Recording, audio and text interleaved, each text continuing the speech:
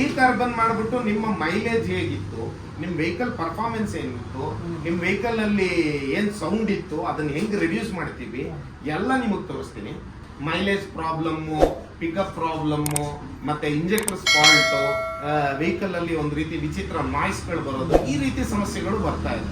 ನಮ್ಮ HOCC ನೀವೆಲ್ಲ ಮಾಡಿಸ್ಕೊಳ್ಳಿ ಸರ್. 10,000 ಕಿಲೋಮೀಟರ್ ವ್ಯಾರಂಟಿ ಕೊಡ್ತೀವಿ ಸರ್. ಏನಿಲ್ಲ ಸರ್, ಇದು ಬೂಸ್ಟ್ ಡೋಸ್ ಅಂದ್ಬಿಟ್ಟು ರಿವರ್ಸ್ ಇದೇ ರೋಡ್ ಅಲ್ಲಿ ವಿತೌಟ್ ಆಕ್ಸಿಲೇಟರ್ ಬಂದ್ಬಿಡೋಣ ಸರ್. Without acceleration? ಹೌದು ಸರ್. ಸರ್ ನಿಮ್ದು ಲಾಸ್ಟ್ ವಿಡಿಯೋ ನೋಡಿದ್ರೆ ಫುಲ್ ವೈರಲ್ ಆಗಿತ್ತು. ಹೌದು ಸರ್. ಡಿಕಾರ್ಬನ್ ಇಂದ ಮೈಲೇಜ್ ಜಾಸ್ತಿ ಮಾಡ್ತೀವಿ, ನೀವು ಹೆಂಗ್ ಮಾಡ್ತೀವಿ ಸರ್ ಅದನ್ನ? ಸರ್ ಏನಿಲ್ಲ ಸರ್, ಸಿಂಪಲ್. ಡಿಕಾರ್ಬನೈಸೇಷನ್ ಸರಿ ಇಲ್ಲ ಅಂತ ಬಹಳ ಜನ ಹೇಳ್ತಾರೆ, ಬಟ್ 100% ಪರ್ಫೆಕ್ಟ್ ವೇಲ್ ಮಾಡಿದ್ರೆ ನಿಮ್ಗೆ 100% ರಿಸಲ್ಟ್ ನ ನಾನು ಕೊಡ್ತೀನಿ. ಆಮೇಲೆ ಮೇನ್ ಥಿಂಗ್ ಏನು ಅಂದ್ರೆ ಎಲ್ಲರೂ ತಿಳ್ಕೊಂಡಿರೋದು ಡಿಕಾರ್ಬನೈಸೇಷನ್ ಅಂದ್ರೆ ಅದರಿಂದ ಹೊಗೆ ಕಡಿಮೆ ಆಗುತ್ತೆ ಅಂತ. It's completely wrong. ಹೊಗೆ ಕಡಿಮೆ ಆಗಲ್ಲ ಸರ್. ಹೊಗೆ ಒಳಗಡೆ ಹೊಗೆಯಿಂದ ಏನ್ ಕಾರ್ಬನ್ ಡೆಪಾಸಿಟ್ ಆಗಿರುತ್ತೆ ಅದನ್ನ ತೆಗೆಯೋ ಪ್ರೋಸೆಸ್ ಡಿಕಾರ್ಬನೈಸೇಷನ್.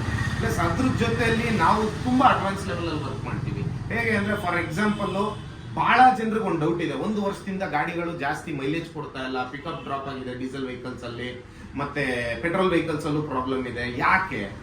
ಇಂಜೆಕ್ಟರ್ಸ್ ಡ್ಯಾಮೇಜ್ ಬರ್ತಾ ಇರುತ್ತೆ, ಯಾಕೆ ಅಂತ ಎಲ್ಲರೂ ಕೇಳ್ತಾರೆ ಸರ್. ಸಿಂಪಲ್ ಸರ್, ನೋಡಿ 50 PPS ಅಂತ ಕರಿತೀವಿ ಪರ್ ಮಾಲಿಕ್ಯೂಲ್ಸ್. ಓಕೆ, 50 PPS ಅಷ್ಟು ಸಲ್ಫರ್ ಗೂಗಲ್ ಮಾಡ್ಕೊಂಡು ನೋಡ್ಕೋಬಹುದು ಕಸ್ಟಮರ್ಸ್, ಸುಮ್ಮನೆ ಬಾಯ್ಗೆ ಬಂದಿದ್ದೇನು ಹೇಳಲ್ಲ, ಗೂಗಲ್ ಮಾಡೇ ನೋಡ್ಲಿ. ಈ ಪರ್ ಮಾಲಿಕ್ಯೂಲ್ ಸಲ್ಫರ್ ಕಂಟೆಂಟ್ ಏನಿತ್ತು ಇದು 50% ಇತ್ತು ಮುಂಚೆ. ಈಗ ಆಸ್ ಪರ್ ಗೌರ್ಮೆಂಟ್ ರೂಲ್ ಅದನ್ನ 5% ಮಾಡಿದ್ರು. ಓಕೆ, ಇದರಿಂದ ಪೊಲ್ಯೂಷನ್ ನ ಕಡಿಮೆ ಮಾಡೋ ನಿಟ್ಟಿನಲ್ಲಿ ಅವ್ರು ಮಾಡಿದ್ರು. ಬಟ್ ಆಕ್ಚುಯಲ್ ಪ್ರಾಬ್ಲಮ್ ಏನಾಗ್ತಾ ಇದೆ ಅಂದ್ರೆ ನಿಮ್ಮ ಇಂಜೆಕ್ಟರ್ಸ್ ಬಂದ್ಬಿಟ್ಟು ಲ್ಯೂಬ್ರಿಕೇಟೆಡ್ ಅಲ್ಲಿ ವರ್ಕ್ ಮಾಡಿ ಅಭ್ಯಾಸ ಆಗಿರುತ್ತೆ. ಈಗ ನಾನ್ ಲ್ಯೂಬ್ರಿಕೇಟೆಡ್ ಅಂದ್ರೆ ಸಲ್ಫರ್ ಇಲ್ಲದೆ ಇರುವಾಗ ನಾನ್ ಲ್ಯೂಬ್ರಿಕೇಟ್ ಆಗಿ ವರ್ಕ್ ಮಾಡ್ತಾ ಇರುತ್ತೆ. ಇದರಿಂದ ಏನಾಗ್ತಾ ಇರುತ್ತೆ, ಇಂಜೆಕ್ಟರ್ಸ್ ಡ್ಯಾಮೇಜ್ ಆಗುತ್ತೆ, ಇದರಿಂದ ಮೈಲೇಜ್ ಡ್ರಾಪ್ ಆಗುತ್ತೆ, ಫ್ಯೂಲ್ ಎಫಿಷಿಯನ್ಸಿ ಕಡಿಮೆ ಆಗುತ್ತೆ, ಪಿಕಪ್ ಇರಲ್ಲ, ಇಂಜೆಕ್ಟರ್ಸ್ ಹಾಳಾಗೋಗುತ್ತೆ, ಕಾರ್ಬನ್ ಡೆಪಾಸಿಷನ್ ಜಾಸ್ತಿ ಆಗುತ್ತೆ. ಅಗೇನ್ ಪೆಟ್ರೋಲ್ ಗಾಡಿಗೆ ಬಂತು ಅಂದ್ರೆ ಎಥನಾಲ್ ಮಿಕ್ಸಿಂಗ್ ಪರ್ಸೆಂಟೇಜ್ 5% ಇತ್ತು, ಈಗ 23% ವರೆಗೂ ಹೋಗಿದೆ. ಇದರಿಂದ ಏನಾಗುತ್ತೆ, ಪೆಟ್ರೋಲ್ ಇಂಜಿನ್ಸ್ ಅಲ್ಲೂ ಪ್ರಾಬ್ಲಮ್ ಬರ್ತಾ ಇದೆ. ಮೈಲೇಜ್ ಪ್ರಾಬ್ಲಮ್ಮು, ಪಿಕಪ್ ಪ್ರಾಬ್ಲಮ್ಮು, ಮತ್ತೆ ಇಂಜೆಕ್ಟರ್ಸ್ ಫಾಲ್ಟ್, ವೆಹಿಕಲ್ ಅಲ್ಲಿ ಒಂದು ರೀತಿ ವಿಚಿತ್ರ ನಾಯ್ಸ್ಗಳು ಬರೋದು, ಈ ರೀತಿ ಸಮಸ್ಯೆಗಳು ಬರ್ತಾ ಇದೆ. ಇದಕ್ಕೆಲ್ಲ ಒನ್ ಸ್ಟಾಪ್ ಸೊಲ್ಯೂಷನ್ ಅಂದ್ರೆ ನಾವು 100% ಮಾಡ್ಕೊಡ್ತೀವಿ ಸರ್. HOCC ಅಂತ ನಮ್ದು ಬ್ಯಾಂಗ್ಳೂರಲ್ಲಿ 2 ಕಡೆ ಇದೆ ಸರ್. ಕುರುಗಳ್ಳಿ ಇದೆ, ಮತ್ತೆ ವೈಟ್ ಫೀಲ್ಡ್ ಅಲ್ಲಿ ಇದೆ. ಅದಲ್ಲದೆ ಮೈಸೂರು ಇದೆ, ಕುಶಾಲನಗರ ಇದೆ, ದಾವಣಗೆರೆ, ಬಿಜಾಪುರ, ಚಿತ್ರದುರ್ಗ, ಮಂಗಳೂರು, ಈ ರೀತಿ ಬಹಳ ಕಡೆ ಇದೆ. ನೆಕ್ಸ್ಟ್ ಇನ್ನು ಮಿಕ್ಕಿದ ಕಡೆನೂ ಇಷ್ಟು ದಿವಸ ಫ್ರಾಂಚೈಸಿ ಸ್ಟಾಪ್ ಮಾಡಿದ್ವಿ, ಈಗ ಅದನ್ನು ಸ್ಟಾರ್ಟ್ ಮಾಡ್ತಾ ಇದೀವಿ. ಇದಾದ್ಮೇಲೆ ಈಗ ಫಾರ್ ಎಕ್ಸಾಂಪಲ್ ಸರ್, ನೀವು ಕೇಳಿದ ಮೇನ್ ಕ್ವಶನ್ಗೆ ನಾನು ಹೆಚ್ಚಿಗೆ ಆನ್ಸರ್ ಕೊಟ್ಬಿಟ್ಟಿದ್ದೀನಿ, ನೀವು ಕೇಳಕ್ ಮುಂಚೆನೆ ಆನ್ಸರ್ ಕೊಟ್ಬಿಟ್ಟಿದ್ದೀನಿ.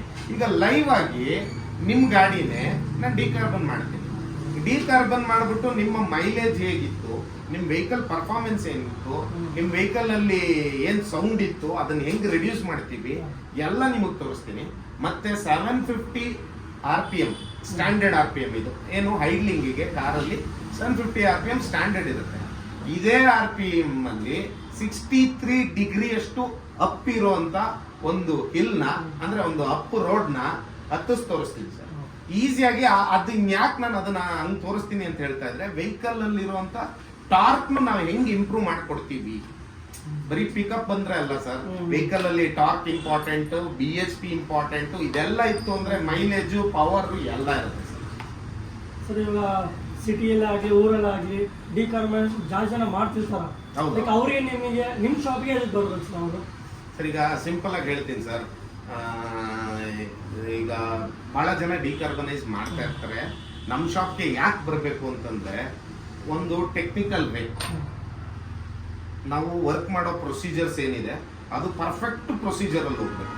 ಯಾವ್ದನ್ನ ಹೇಗ್ ಮಾಡಬೇಕು, ಎಷ್ಟೊತ್ತು ಮಾಡಬೇಕು, ಅದು ಬಹಳ ಇಂಪಾರ್ಟೆಂಟ್. ಸರಿಯಾಗಿ ಮಾಡದೆ ಹೋದಾಗ ರಿಸಲ್ಟ್ ಬರದೆ ಹೋಗುವಂತ ಚಾನ್ಸಸ್ ಜಾಸ್ತಿ ಇರುತ್ತೆ. ಬಟ್ ಯಾಕೆ ನಮ್ಮ ಹತ್ರ ಬರಬೇಕು ಅಂತಂದ್ರೆ ಸರ್, ಒಂದು ಸತ್ಯ ಸರ್, ಯಾರು ಮಾಡಿದ ಕೆಲಸ ಗ್ಯಾರಂಟಿ ಕೊಡಲ್ಲ. ನಮ್ಮ HOCC ನೀವೆಲ್ಲ ಮಾಡಿಸ್ಕೊಳ್ಳಿ ಸರ್. 10,000 ಕಿಲೋಮೀಟರ್ ವ್ಯಾರಂಟಿ ಕೊಡ್ತೀವಿ ವೆಹಿಕಲ್ಗೆ. ನಾವ್ ಏನ್ ಮಾಡ್ಕೊಟ್ಟಿರ್ತೀವಿ ಆ ಪರ್ಫಾರ್ಮೆನ್ಸ್, ಆ ಮೈಲೇಜು, ಇದು ಮತ್ತೆ ಏನಾದ್ರೂ ಪ್ರಾಬ್ಲಮ್ ಆಯ್ತು ಅಂದ್ರೆ 10,000 ಕಿಲೋಮೀಟರ್ ಒಳಗಡೆ ಫ್ರೀ ಸರ್ವಿಸ್ ಇರುತ್ತೆ. ವೆಹಿಕಲ್ ಮಾಡ್ಬಿಟ್ಟು ತೋರಿಸ್ತೀನಿ ಸರ್, ನಿಮ್ ವೆಹಿಕಲ್ ನೋಡಿ. 100% ಇದೆ ಸರ್. ಸರ್ ಎಲ್ಲ ತಲ್ಲಿ ಇದೇ ಮಿಷಿನ್ ಐತೆ, ನಿಮ್ಮ ಹತ್ರ ಕೂಡ ಇದೇ ಮಿಷಿನ್ ಐತೆ ಸರ್. ಹೌದು ಏನ್ ಡಿಫ್ರೆನ್ಸ್ ಸರ್? ಸರ್ ಎಲ್ಲಾರ ಹತ್ರ ಇದೇ ಮಿಷಿನ್ ಇದೆ. ಅವ್ರು ತಗೊಂಬಂದ್ ಮಾರೋರು, ಸರ್ವಿಸ್ ಮಾಡೋರು, ನಾವ್ ಇದನ್ನ ಬಿಲ್ಟ್ ಮಾಡೋರು. ಓಕೆನಾ? ನಮ್ಮ ಹತ್ರ ಈ ಮಾಡೆಲ್ ಅಲ್ಲ ಸರ್, ಇಲ್ಲಿ ನೋಡಿ ಈ ತರನು ಡಿಕಾರ್ಬನೈಸೇಷನ್ ಮಿಷಿನ್ ಇಟ್ಕೊಂಡಿದೀವಿ, ಇದ್ರಲ್ಲೂ ಮಾಡ್ತೀವಿ. ಇಲ್ಲಿ ನೋಡಿ ಇದು HP ಜೊತೆ ನಾವು ಟೈ ಅಪ್ ಆಗಿ HP ಕಂಪ್ನಿಗೆ ಅಂತ ಮಾಡಿರೋ ಬ್ರ್ಯಾಂಡ್ ಇದು ಫೈರ್ ಅಪ್ ಅಂತ. ಓಕೆ, ಇದ್ರಲ್ಲೂ ಡಿಕಾರ್ಬನೈಸ್ ಮಾಡ್ತೀವಿ. ಎಲ್ಲಾ ಮಿಷಿನ್ ನಾವೇ ಬಿಲ್ಟ್ ಮಾಡ್ತೀವಿ, ನಮ್ಮಲ್ಲೇ ಇನ್ ಹೌಸ್. ನಾವ್ ಎಲ್ಲಿಂದ ಮಿಷಿನ್ ತಂದು ತಗೊಳ್ಳಿ ಸರ್ ಅಂತ ಕೊಡೋದಲ್ಲ. ನಮ್ಮ ಹತ್ರ ಫ್ರಾಂಚೈಸಿಸು ಇದೆ, ಮೆಷಿನ್ ಸೇಲ್ಸು ಇದೆ. ನಿಮ್ಮ ಹತ್ರ ಡಿಕಾರ್ಬನೈಸೇಷನ್ ಸೆಂಟರ್ ಇಟ್ಕೊಂಡು ಪ್ರಾಬ್ಲಮ್ ಇತ್ತು ಅಂದ್ರೆ ನಿಮ್ ಮಿಷಿನ್ ತಗೊಂಬನ್ನಿ, ರೆಡಿ ಮಾಡ್ಕೊಡ್ತೀವಿ. ಎಲ್ಲ ಸರ್ವಿಸ್ ಕೊಡ್ತೀವಿ. ಮಿಷಿನ್ ಬಿಡಿ ಸರ್, ಗಾಡಿ ನೋಡೋಣ ಬನ್ನಿ ಸರ್. ಸರ್ ಏನ್ ಸರ್ ಪೈಪ್ ಮತ್ತು ಆಯಿಲ್ ತಂದ್ರೆ ಏನ್ ಮಾಡ್ತೀವಿ ಸ್ವಲ್ಪ ಎಕ್ಸ್ಪ್ಲೇನ್ ಮಾಡಿ ಸರ್. ಸರ್ ನೋಡಿ ಸರ್, ಈಗ ಆಕ್ಚುಲಿ ಏನು ಅಂತಂದ್ರೆ ಇಂಜಿನ್ ಆಯಿಲ್ನ ಎಲ್ಲರೂ ಯೂಸ್ ಮಾಡ್ತೀರಾ. Okay sir. ಅದ್ರ ಒಳಗಡೆ ಕಂಡೀಷನ್ ನೋಡಿ, ಸರಿನಾ?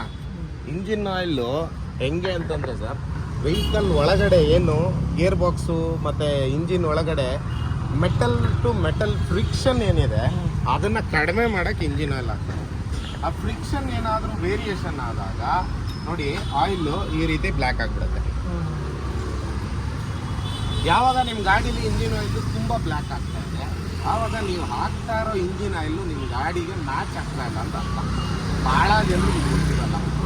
ಒಬ್ರು ಸಜೆಸ್ಟ್ ಮಾಡ್ತಾರೆ ಆ ಬ್ರ್ಯಾಂಡ್ ಹಾಕು, ಒಬ್ರು ಸಜೆಸ್ಟ್ ಮಾಡ್ತಾರೆ ಈ ಬ್ರ್ಯಾಂಡ್ ಹಾಕು, ಒಬ್ರು ಫುಲ್ಲಿ ಸಿಂಥೆಟಿಕ್ ಹಾಕು ಅಂತಾರೆ, ಒಬ್ರು ಸಿಂಥೆಟಿಕ್ ಅಂತಾರೆ, ಒಬ್ರು ಸೆಮಿ ಸಿಂಥೆಟಿಕ್ ಅಂತಾರೆ.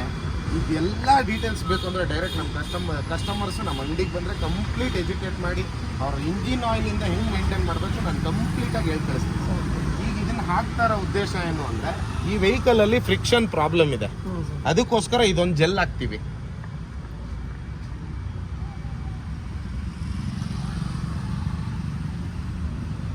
ಇದು ಆಯಿಲ್ ಅಲ್ಲ sir, gel sir. Gel sir.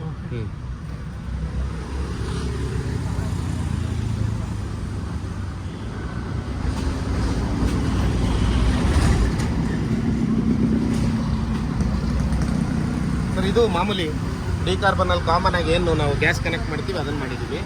Next ಈಗ ಫ್ಯೂಲ್ ಟ್ಯಾಂಕ್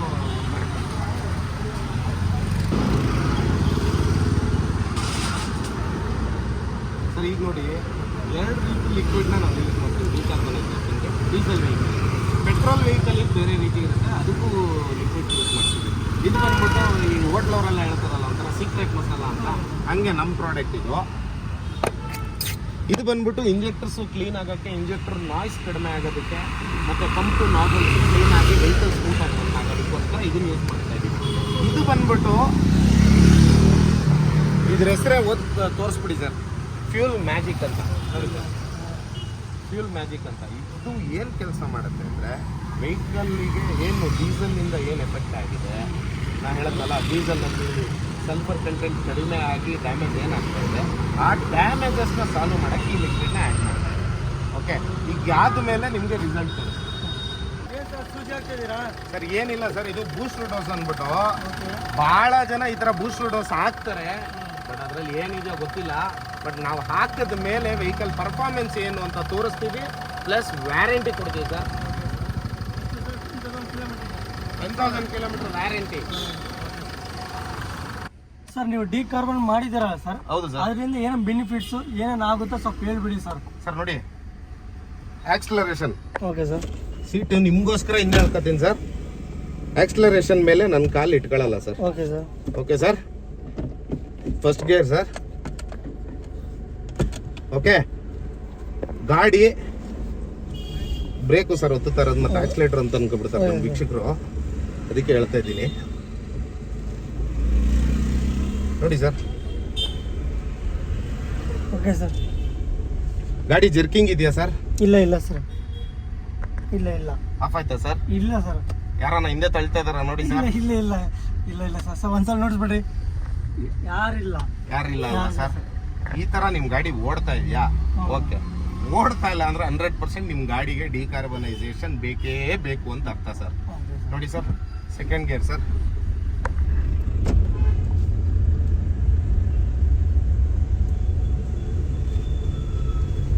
ಸರ್ RPM ಅಷ್ಟೇ 750 ಇರುತ್ತೆ. ಇಲ್ಲಿ RPM ಮೀಟರ್ ತೋರಿಸಬಹುದು.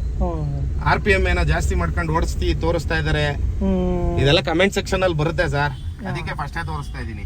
RPM ಸ್ಟ್ಯಾಂಡರ್ಡ್ ಆಗಿ ಏನಿದೆ ಅಲ್ಲೇ ಇದೆ. ಓಕೆನಾ. RPM ಅಲ್ಲೂ ಏನು ಚೇಂಜಸ್ ಇಲ್ಲ. ಈಗ ಇದು ಫ್ಲಾಟ್ ರೋಡ್ ಸರ್.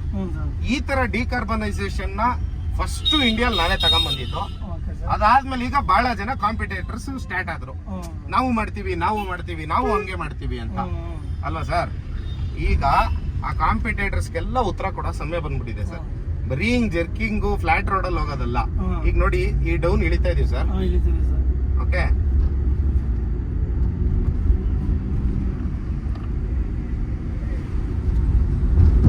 ರಿವರ್ಸ್ ಇದೇ ರೋಡ್ ಅಲ್ಲಿ ವಿತೌಟ್ ಆಕ್ಸಿಲೇಟರ್ ಬಂದ್ಬಿಡೋಣ ಸರ್. Without acceleration? ಹೌದು ಸರ್.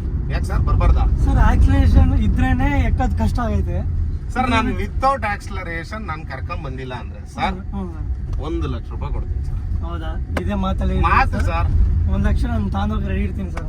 ಸರ್ ನೀವು ಕೊಡ್ತೀರಾ ಹೇಳಿ ಸರ್ ಏನಾದ್ರು. ನೋಡಿ ಸರ್, ಅಪ್ಪು ನೋಡ್ಬೋದು. ಅಪ್ಪು ಇಲ್ಲಿ ಸರ್ ನೋಡಿ, ಇಲ್ಲಿ ನೋಡ್ಬೋದು. 2 ಕಾಲು ತೆಗ್ದಿದ್ದೀನಿ ನೋಡಿ. ಇದು ಸ್ಟಂಟ್ ಮಾಡಂಗಿಲ್ಲ ಕಾನೂನು ಪ್ರಕಾರ, ಬಟ್ ವಿಡಿಯೋಗೋಸ್ಕರ ತೋರಿಸ್ತಾ ಇದ್ದೀನಿ. 2 ಕಾಲು ನೋಡ್ಬೋದಲ್ಲ. 2 ಕಾಲು ಇದೆ. ಡೋರ್ ಓಪನ್ ಮಾಡಿದ್ದೀನಿ. ಆಕ್ಸಿಲರೇಷನ್ ಮುಟ್ಟಿಲ್ಲ. ಅಪ್ಪು ಈಸಿಯಾಗಿ ಹತ್ತುತ್ತಾ ಇದೆ. 0 ಜರ್ಕಿಂಗ್ ಸರ್. ಇಳಿದ್ಬಿಟ್ಟು ವಿಡಿಯೋ ಮಾಡ್ಕೊಂತೀರಾ ಸರ್?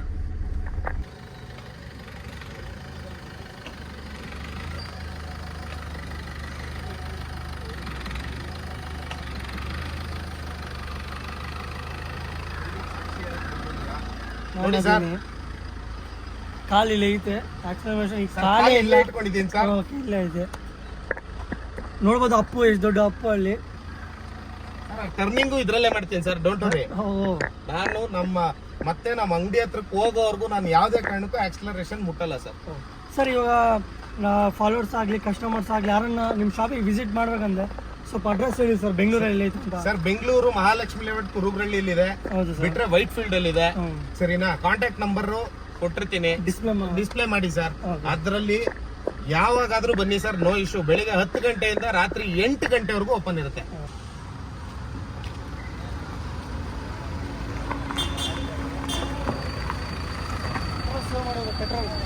ಗ್ರೀನ್